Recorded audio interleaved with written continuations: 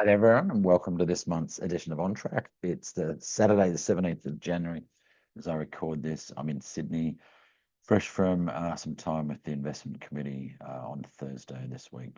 So this is our first On Track for 2026, and I'm going to do a review of 2025 and look ahead at some of the headwinds, tailwinds, and potential big events coming up in 2026. As usual, before we get started, our warning, everything we talk about here is general advice. That just means it's not designed specifically for any individual. It's designed for clients of McGregor Wealth Management, particularly those using our care investment methodology and process. Going to cover all the most recent economic news, going to put it into context, what's happening with markets, particularly the big ones around inflation, interest rates, and the economy. And as I said, I'll put a review of 2025 context and look forward to 26, not necessarily predictions, but look at what's going to be in the news and what's going to affect markets. And let's get into it. So we ended the year on a stronger note. Share markets finished strongly. We've seen the emergence of commodities over 25. Later in the year, copper joined gold and silver in a strong year for commodities. So they all reached record price highs. US growth is remarkably resilient, growing at 4.3%. That's solid for a country the size of US, but they're seeing slightly weaker employment numbers. We actually have a view that this might be the start of where you're getting growth driven by productivity gains around AI and stuff, but we're slowly seeing job losses around AI. We don't know yet. It's too early to tell, but this could be the start of that. That's going to create some interesting conundrums for central banks. If they see unemployment going up, the normal reaction is to lower interest rates. But if the economy is growing strongly, the normal approach is to increase interest rates or keep them stable. So AI may create some anomalies here over the next decade. Who knows if this is the early signs yet or not? We've got plenty of geopolitical stuff going on, and Mr. Trump has his name over all of them, particularly in the last month. The invasion, not the invasion, but the whatever you want to call it in Venezuela, where the leaders were whisked off to the US, and there's kind of this interim leader in that looks like a puppet of the US. It's early days. Wait to be seen. We've got lots of protests in Iran with the Trump administration saying don't react to the protests and hurt your people or we'll come in. Who knows what'll happen there? And the amazing, extraordinary, for our lifetimes, event of US saying, hey, we're going to take over Greenland one way or the other, like it or not. The interesting reaction, not much from the markets. There's no, as I say, the markets yawn. So they just go, yeah, whatever, move on. So none of those are big enough so far to affect things. And then bring back to the US. Everything's about the US at the moment. There was charges laid against Jerome Powell, the Federal Reserve chairman, about the renovations of the Federal Reserve. I haven't even dove into what it is, but it's starting to look like massive political pressure. Trump's been very vocal. He doesn't like Powell. He doesn't like the fact that Powell hasn't dropped interest rates. Part of it's about US debt. US debt is rising, and obviously, if interest rates are higher, that causes a higher cost to their budget, etc. You can see a little chart I've thrown there which shows the maturity of the US debt, and it's very much weighted towards the short end and the debt they're issuing. So every year the US loses money as a government, so they have to issue debt to pay for that. They're continuing to issue that at the short end, so they're not issuing at the long end. The long end would be rates of 4.6, 4.7 at the moment. So they're issuing at the short end in the hope that they'll get some lower rates, but there's a lot going on there.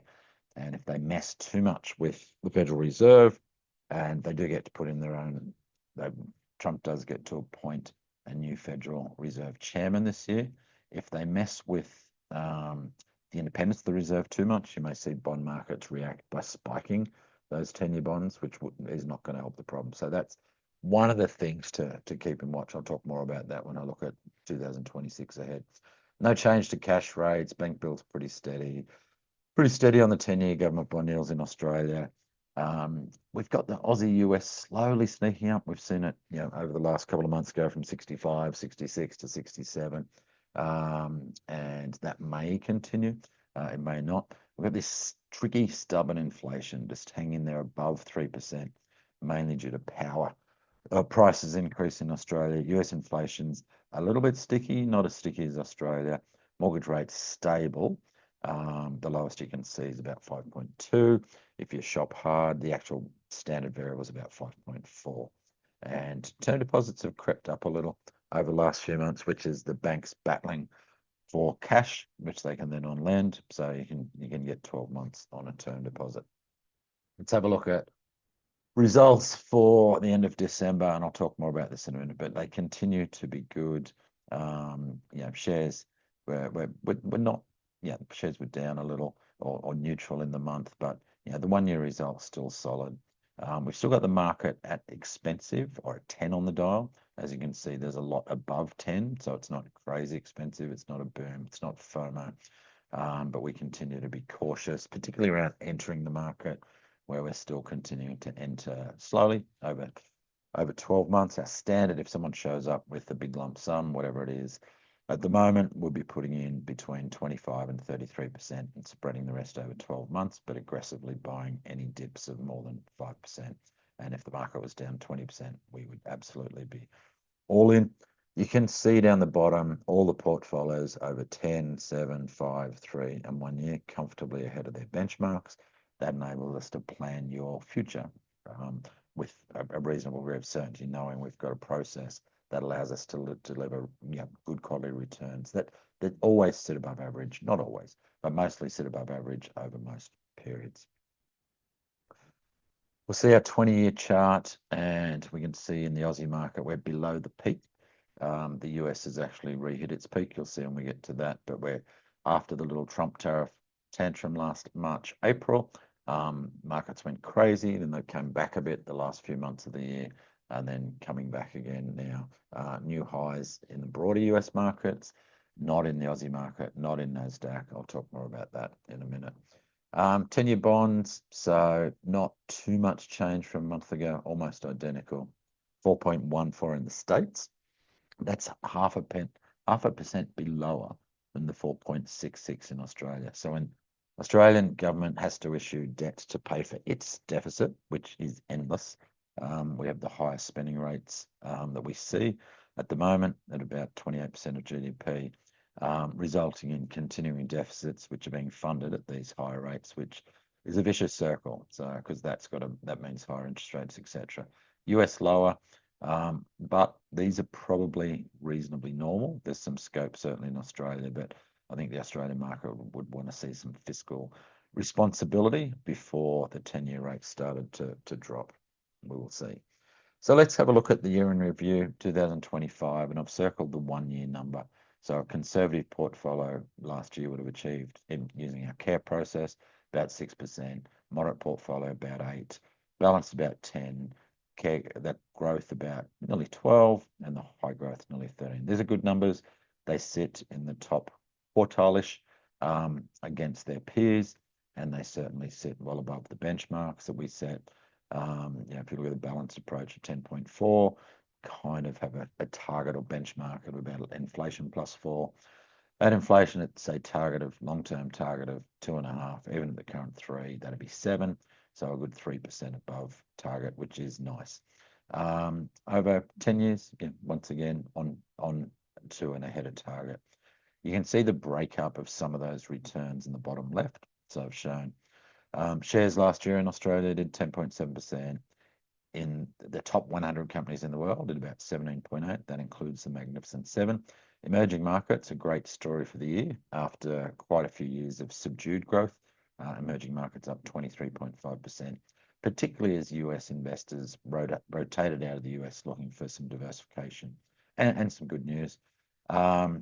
Small caps, a slightly negative year in the US, so that's the broader smalls. We know they'll outperform in the long run, but for this year, they've taken a back seat. We're starting to see some rotation towards that, but I think that should be a better story in 2026. Gold, phenomenal, 54%. That's crazy. Nice to have gold in the portfolio as an insurance policy, but it's actually helped to boost returns across the board as well. And the broader US index up 9%. and NASDAQ, which of course is overrepresented of tech, AI, and particularly the Magnificent Seven, up 22%. So yeah, a good year in markets, not crazy except for gold. Yeah, the US and Aussie markets pretty much around plus or minus 1% or 2 of their long-term averages. So nothing spectacular. Certainly not the boom and the bubble that people sort of talk about. And you'll hear that. So the biggest disasters, we have a saying, exciting life, boring money, not the other way around. And that's the way we continue to like it. But it wasn't so boring for lots of people. There was some big disaster in Australia. First Guardian, 6,000 investors lost a combined total of 446 million. That's a lot of money out of their super. Shield Master Fund, 12,000 investors and $1 billion losses. Same thing. That was out of their super. Australian Fiduciary is a smaller one, centered around self-managed super fund investors, but 160 million lost from 600 investors. And we saw some big moves in the ASX on individual stocks, and some of the big companies, CSL down 39%, albeit after years of amazing growth. But 40% is a lot to go down. WiseTech down 45% on a whole lot of stuff. And then we all had to survive, and we've forgotten already, the 20% downturn in April. Now, people that reacted badly to that lost money. If they had a bit of a panic, thought the world was going crazy because Trump was putting in all these tariffs and got out of the market, then they missed the subsequent upturn, which actually, after a 20% downturn, do the maths to finish 10% up, said we were up 30% from the bottom of the markets there. So that's a typical year, and that's why long-term approach is so important. So that's kind of 25 in review. Let's look ahead to 2026. And I thought I'd do this as I often do with tailwinds, headwinds, and potential black swans. That's big surprises. Tailwinds are things that are supportive of market growth. So that's what's supporting the market at the moment. And top of the list there is resilient global growth. We saw that a minute ago talking about US growing at 4%. The world's doing okay. Yeah, and when the world grows, that means companies that we invest in through the shares, they see increased profits across the board. And that's generally, not specifically. Some companies can still lose money, some companies will make more, but on average, that supports increased earnings, and increased earnings supports increased prices. We've seen in the last year in particular this CapEx, that's capital expenditure, super cycle.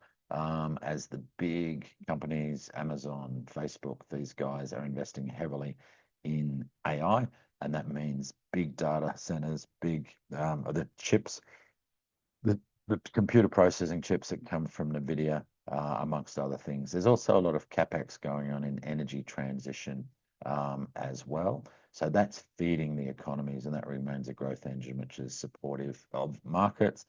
We've seen interest rates easing around the world. That is always supportive of markets. So that's a tailwind still going into 26. It does not look like we're going to see rises, but yeah, it's potentially dropped. And then we've got this, this is a tailwind for the current markets, which is the fiscal support. That's government spending. The governments are spending more than we'd like them to. So while that's bad for their long-term health, it's good for the short-term economy and good for short-term markets. And like a lot of things, everything is neither good nor bad because it depends on the time frame. And households, across most of the world, and particularly the US, Australia, and leading economies, household balance sheets and corporate balance sheets, including the banks, are in pretty good shape. That means they're not fragile. So if we have a massive change in interest rates or some collapse in growth, that things go badly like they did in 2007-8. So strong household balance sheets, strong corporate balance sheets put us in a really good position. And then, emerging markets are benefiting from supply chain diversification. That's a polite way of saying not everyone wants to manufacture in China anymore. So that picks up all sorts of places from Mexico to Brazil to Indonesia to Vietnam. And that's good for those emerging markets. Now, that sounds really rosy. If you just looked at that, you think the markets might go up crazily in 2026, but there's always some headwinds around. And some of these headwinds are pretty interesting. We start the year at elevated valuations. That just means price earnings ratios are higher than their averages. That just means shares are expensive, as we talk about. We've had a concentration risk in that the Magnificent Seven have become so big, they make up a huge chunk of the US share market. And if something negative was read into them and they all dropped, that would drop the broader markets as well. Another headwind, as I've talked about, we've got sticky inflation. It's not quite going away. It's not crazy. It's in that just above 3% range, but it's enough to make life tricky for the Federal Reserve. It's enough for people to worry about whether inflation sneaks back into the system, which is never good, and would ultimately result in interest rates going up to tame, which slows down growth. So that's a potential headwind. The third one there is that high public government debt, particularly in the US, also in Australia, and pretty much everywhere around the world. So once again, if you get this combination of factors, if interest rates went up, that's going to accelerate government payments and government debt even more, which puts the government. So even though we've said households and corporates have got strong balance sheets, not so great for governments.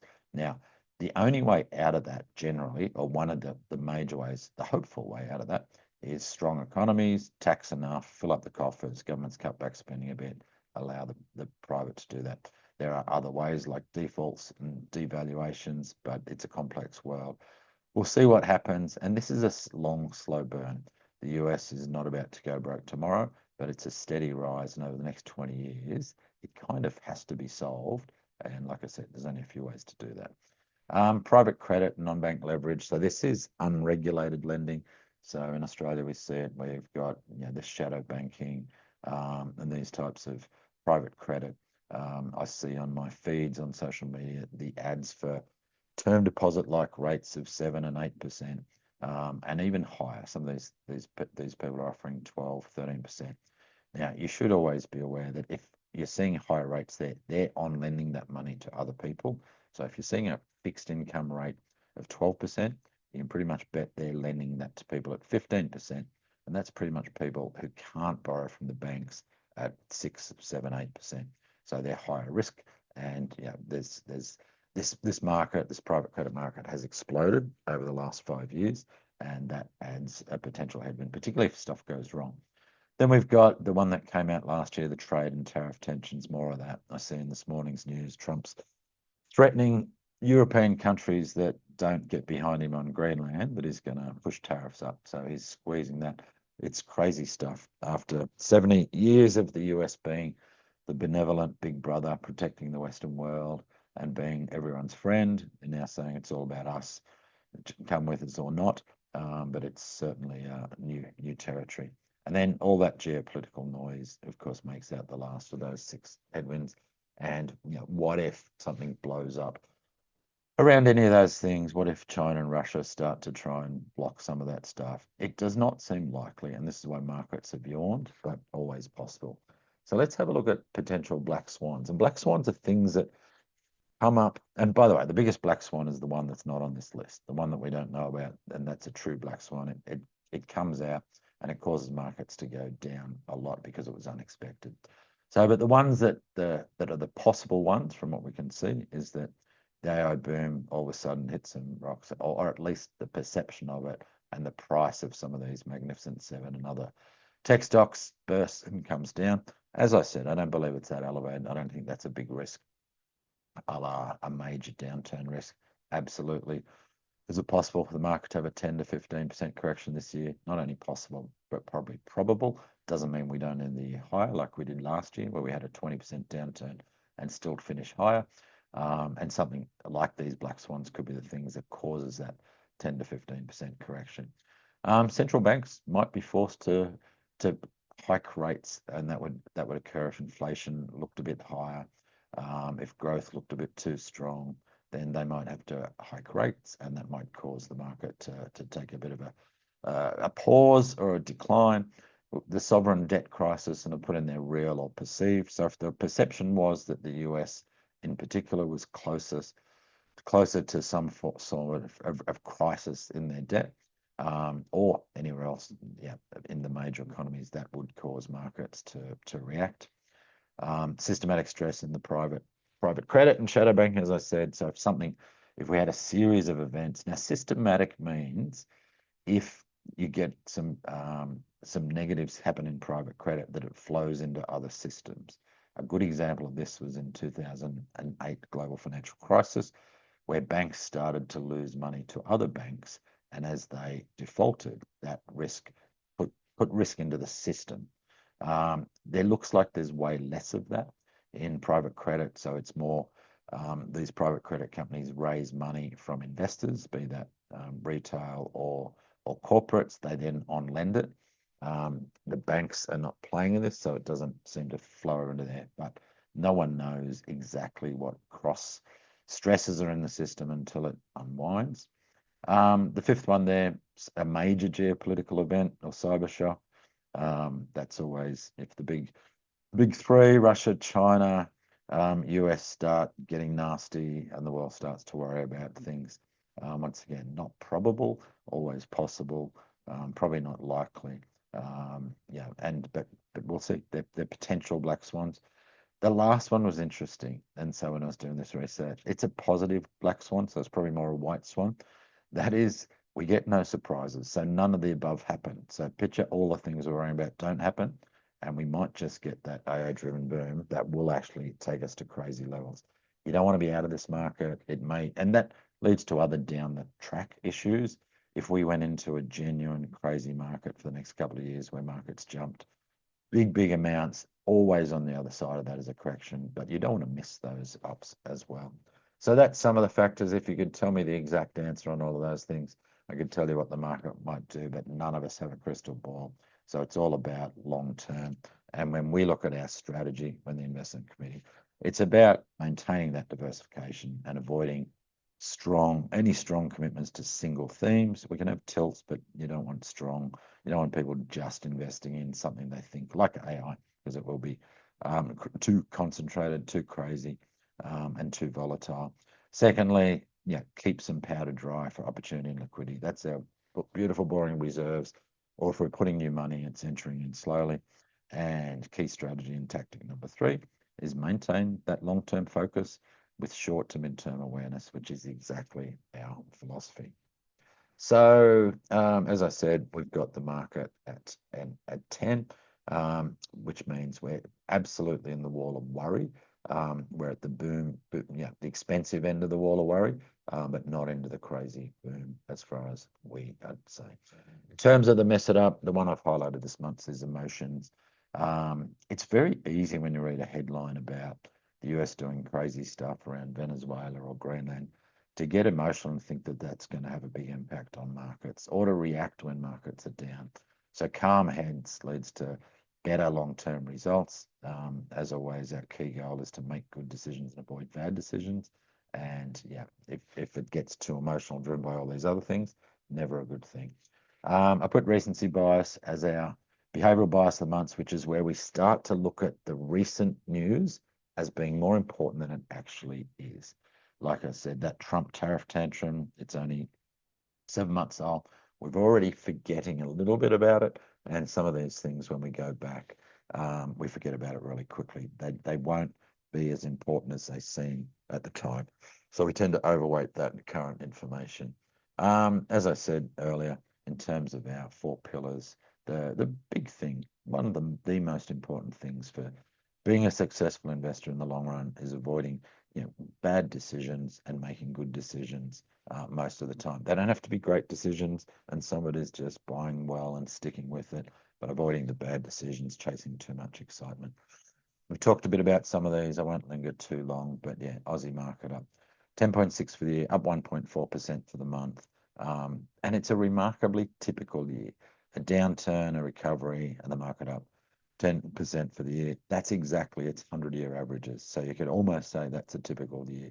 And yeah, so boring year in some ways, but at the peak of those downturns, always a little bit scary.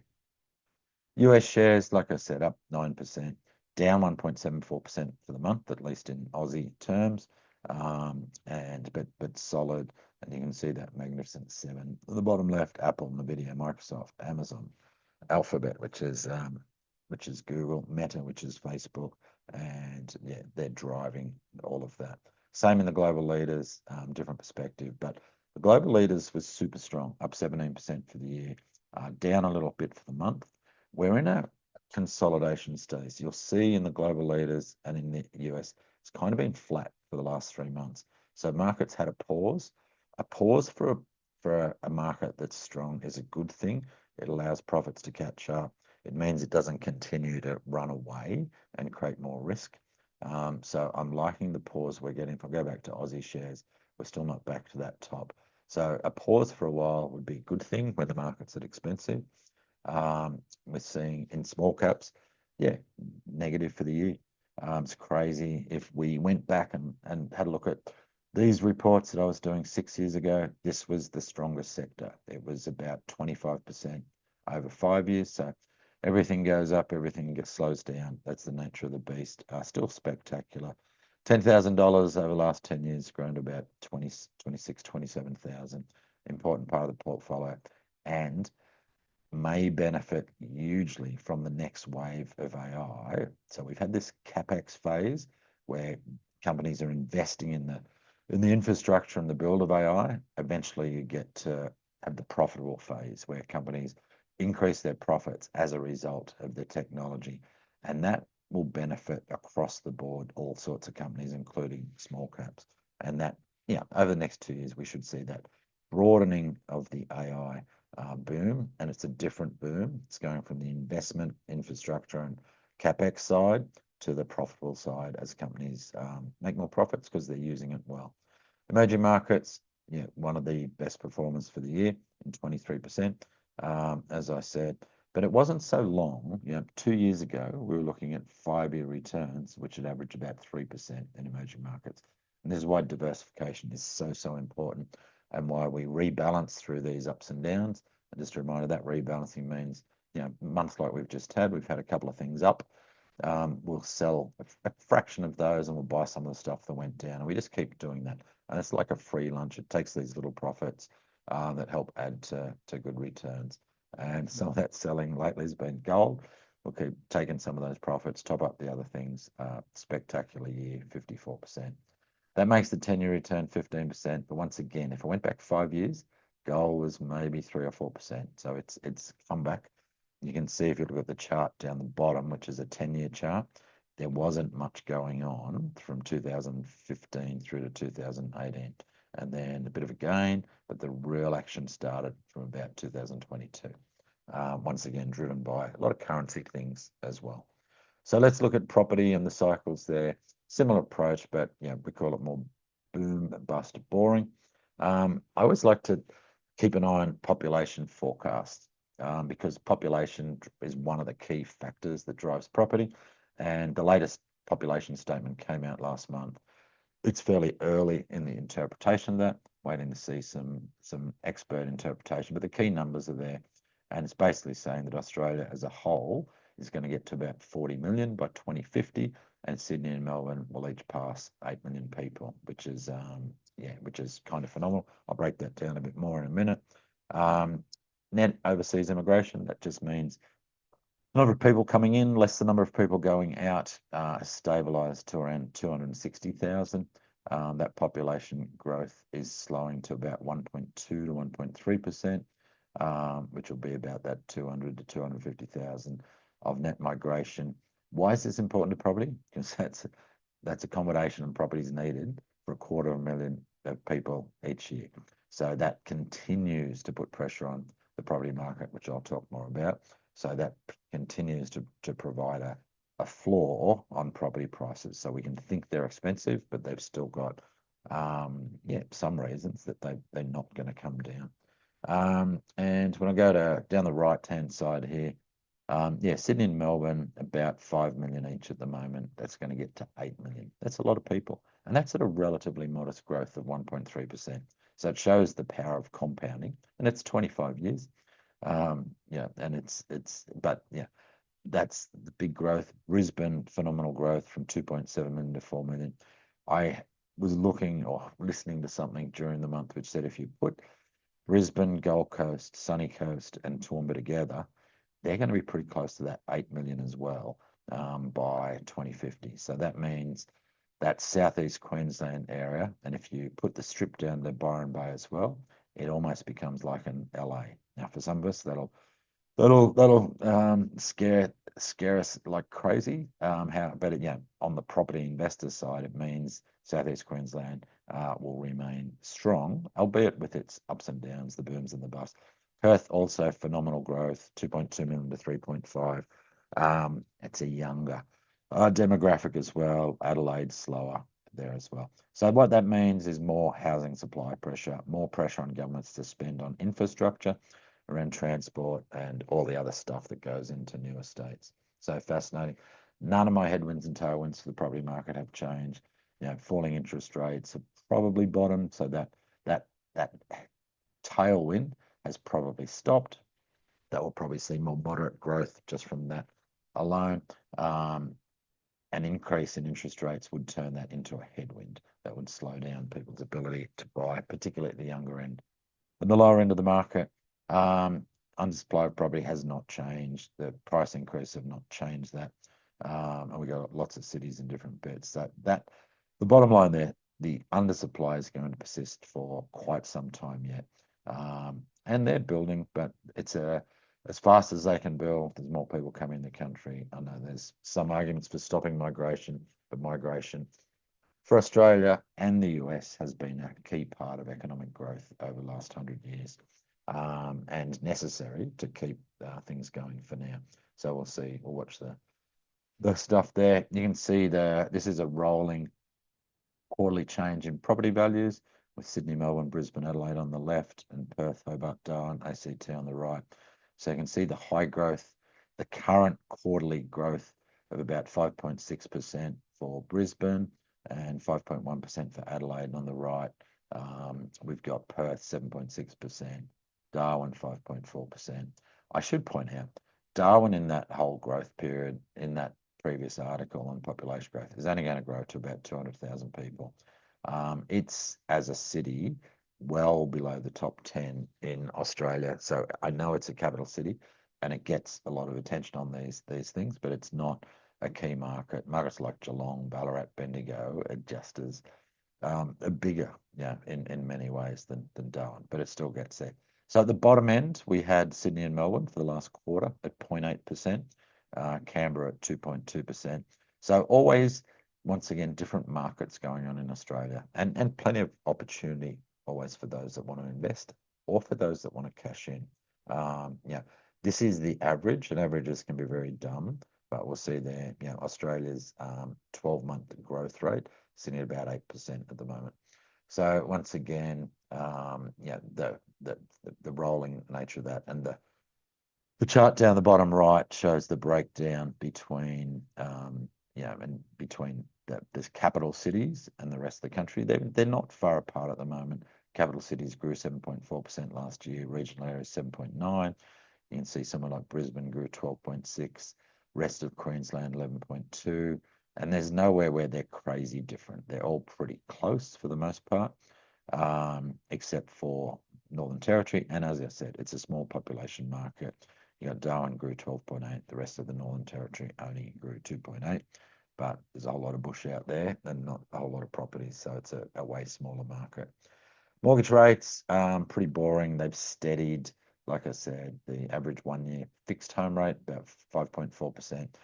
The headline variable rate on all the banks' websites about 5.85, but you should be doing 0.4 to 0.5 better than that, just with their new offers. If you find the banks have drifted up to the high 5s or early 6s, you need to renegotiate or refinance. Yell out if you want any tips on how or help with doing that. Property outlooks.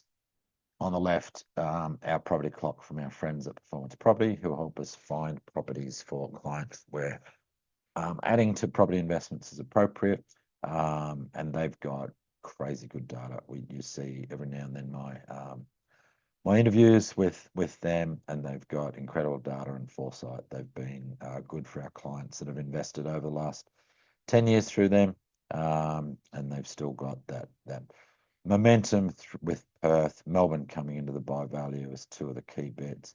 You're still seeing strong growth from Brisbane up to Sunny Coast, but they are getting to their expensive ends to the point where they might be the peak. On the right, we've got Heron Todd White, which is the one of the biggest national valuation companies, so they do a property clock as well. probably less predictive and more about what's actually happening. So you can see on the left the rising markets, lots of markets rising. You can also see some consistent themes. Melbourne at the start of recovery, Perth still rising, Sunshine Coast approaching peak, and so they're different a bit on some of the key markets. So we've got Sydney as downside risk on the performance property side, but Sydney on Sydney's actually still rising, but it's just different interpretations. I put the two of them in just to provide a bit of variety, but also to point out no one has a perfect crystal ball, and you can't buy any property with any short-term certainty. And some of your best property investments weren't the ones you thought were going to be, and vice versa. So careful advice and structure always required. So just wrapping up, and thank you for listening this far. For those of you that do, I appreciate your time. As always, get in any questions or stuff you'd like us to dive into. But reinforcing our process. All investing is best done as part of a real plan, with your goals first, plan built around that, and based on your life and who and what's important to you. Portfolio is designed to meet those goals in the long run, and we take that long-term view, where all those boring but important stuff drives the long-term performance. That's diversification, asset allocation, the right level of liquidity. We do access most of the funds through low-cost index fund. We do use active managers where we think there's a benefit, but it's at the minority end. We've had great benefit from that, particularly using Realm, an active manager in the fixed income space for the last 10 years. But that's an exception to our process of index first. So we've got to have a good reason to use that. We protect against short-term volatility through reserves for our retired clients. That means having enough in cash and short-term investments to survive the inevitable ups and downs over a 2 to 4 year period. And for our younger clients who are accumulating wealth, we love dollar cost averaging. That's just firing money at the market every month. So when it's down, you buy more. And when it's up, you buy less. It's a great long-term wealth building strategy. And we rebalance regularly. It's boring. As a last reminder, there's only 3 ways to lose money, and our clients do not do it. One is panicking and sell, the other's having to sell, and third, not being properly diversified. Thank you as always for listening. Until next month, Rob McGregor signing out.